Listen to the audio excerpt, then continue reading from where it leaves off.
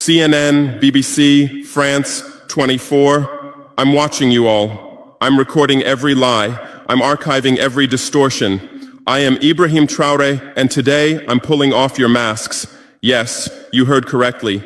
I, whom you call a young military junta leader, whom you brand as a dangerous radical, whom you serve up as an anti-Western dictator, am now telling you the truth. And this time you cannot turn off your microphones. This time you cannot turn away your cameras. This time your editors cannot cut this speech, because the world you monopolize no longer exists. Because millions will hear these words now, without passing through your filters, without being subjected to your distortions, without being muddied by your lies. I am 34 years old. Every day of my life, I grew up with your lies. As a child, I would watch Africa on television. Always the same images. Children with flies, dry lands, weapons, death. This is Africa, they told us.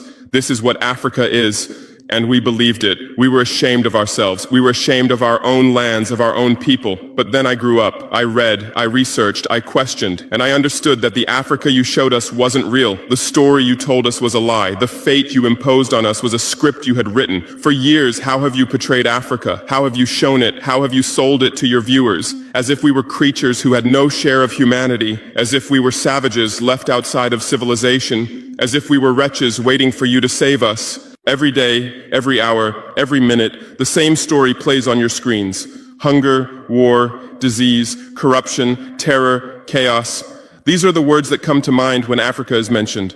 In your Africa dictionary, there are no other words. No hope, no success, no development, no resistance, no honor, no pride, no victory. So I ask you, New York Times, Washington Post, Guardian, Le Monde, have you ever made Africa's successes your headlines? How many times have you written about Rwanda's technology miracle? How many times have you shown Ethiopia's reforestation project? How many times have you praised Botswana's democratic success? How many times have you described Kenya's entrepreneurial ecosystem? No, because these don't fit your scenario. Your Africa cannot be successful. It cannot, because then how will you legitimize your exploitation? If it's not in need of help, how will you intervene? If it's not backward, how will you look down on it? Have you ever asked yourselves, has any editor sitting at their desk, any news director in a meeting, any columnist at their keyboard ever thought, why are the people of the world's richest lands poor? Here are the numbers for you, real numbers. Africa owns 70% of the world's cobalt reserves. Your cell phone, your computer, your electric car won't work without cobalt. This cobalt comes from Congo, but Congolese can't afford cell phones. Africa owns 90% of the world's platinum reserves. Catalytic converters, electronic devices, medical implants, they all need platinum. This platinum comes from South Africa, but South Africans are crushed by unemployment. Africa provides 30% of the world's gold production. Mali, Burkina Faso, Ghana, Tanzania. Gold flows like rivers from our lands. But our people swim in poverty. Africa supplies 65% of the world's diamond production. Botswana, Angola, Congo, Sierra Leone, billions of dollars worth of diamonds are extracted, but our miners live on $1 a day. Africa owns 35% of the world's uranium reserves. Niger, Namibia, South Africa. Nuclear plants run on our uranium. Paris lights burn with our uranium, but our villages have no electricity. And you still ask, why is Africa poor? No, the right question is, how was Africa kept poor while being so rich? Here's your answer. Colonialism didn't end. It changed shape. You used to come and occupy our lands. Now you come and establish companies. You used to take by force. Now you make agreements. You used to rule with the whip. Now you rule with credit. Let me give you concrete examples. With numbers, names, dates, but you'll never write about these. Glencore, Swiss-based mining giant, extracting cobalt in Congo. 2022 revenue, $256 billion. Tax paid to Congo, $500 million. That's 0.2%. Is this justice? Rio Tinto, British-Australian mining giant, extracting bauxite in Guinea, 20 million tons annually. What's left for Guinea? Environmental pollution and cancer. Total, now Total Energies, French oil giant, extracting oil in Angola, Nigeria, Congo.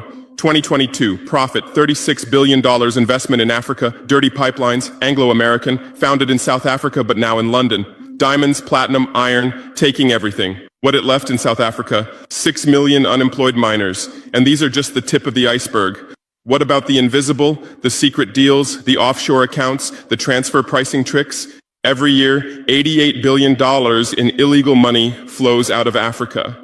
Who writes about this? Every year, $45 billion in aid comes to Africa. Everyone writes about this, but no one says Africa is not the continent receiving aid, it's the continent giving aid.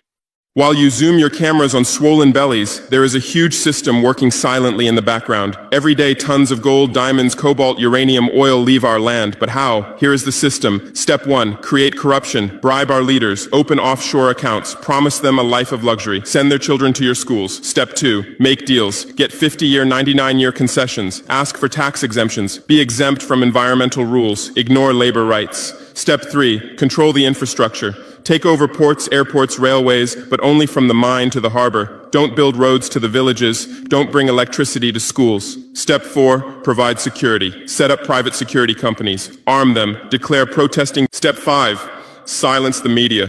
Buy local journalists. Suppress opposing voices. Serve internal unrest news to international media. And this is how the system works. It's been working like this for 100 years, and you don't see this system. You don't want to see it, because you're part of the system too. Who are the biggest advertisers of New York Times, CNN, BBC, oil companies, mining companies, arms companies, pharmaceutical cartels, the companies that exploit Africa? You live on their money, you defend their interests,